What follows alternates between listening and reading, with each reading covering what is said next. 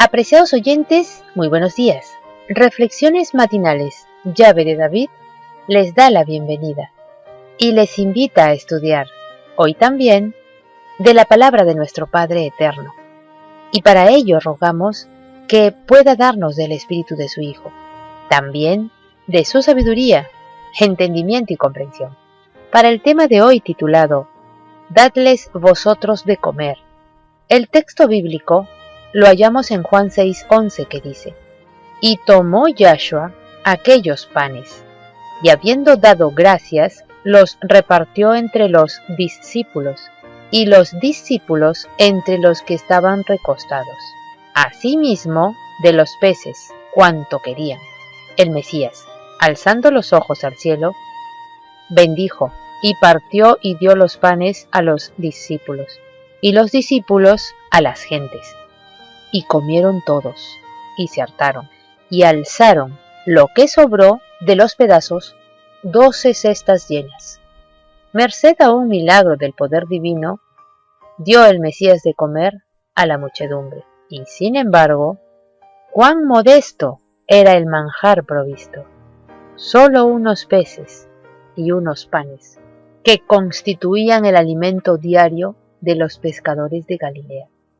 El Mesías hubiera podido darle al pueblo una suntuosa comida, pero un manjar preparado únicamente para halago del paladar no les hubiera servido de enseñanza para su bien. Mediante este milagro, el Mesías deseaba dar una lección de sobriedad.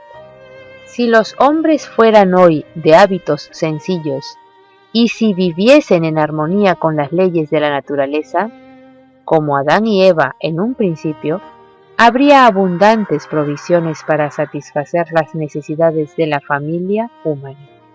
Pero el egoísmo y la gratificación de los apetitos trajeron el pecado y la miseria. A causa del exceso, por una parte, y de la necesidad por otra, el Mesías no procuraba atraerse al pueblo satisfaciendo sus apetitos.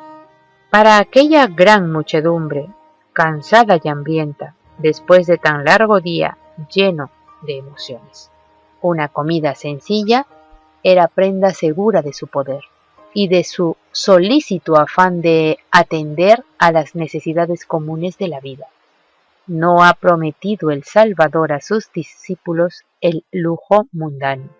El destino de ellos puede hallarse limitado por la pobreza, pero ha empeñado su palabra al asegurarles que sus necesidades serán suplidas, y les ha prometido lo que vale más que los bienes terrenales, el permanente consuelo de su propia presencia.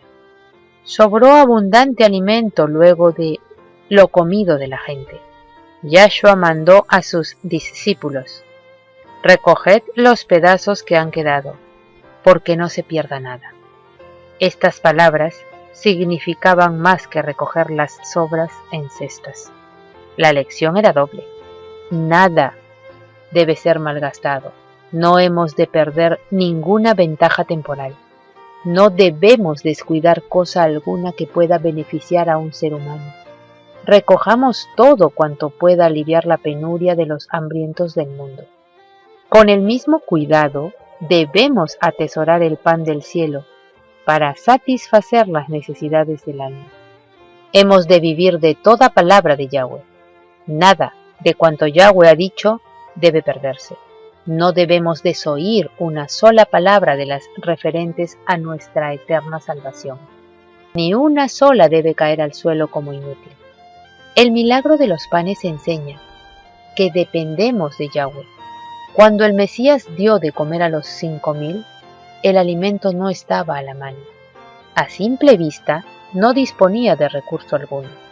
Estaba en el desierto, con 5,000 hombres, sin contar a las mujeres y a los niños. Él no había invitado a la muchedumbre a que le siguiese hasta allí. Afanosa de estar en su presencia, había acudido sin invitación ni orden, pero él sabía que después de escuchar sus enseñanzas durante el día entero, Todos tenían hambre y desfallecían. Estaban lejos de sus casas y ya anochecía. Muchos estaban sin recursos para comprar qué comer. El que por causa de ellos había ayunado 40 días en el desierto, no quiso consentir que volvieran ayunos a sus casas. La providencia de Yahweh había puesto al Mesías donde estaba, y dependía de su Padre Celestial para disponer de medios con que suplir la necesidad.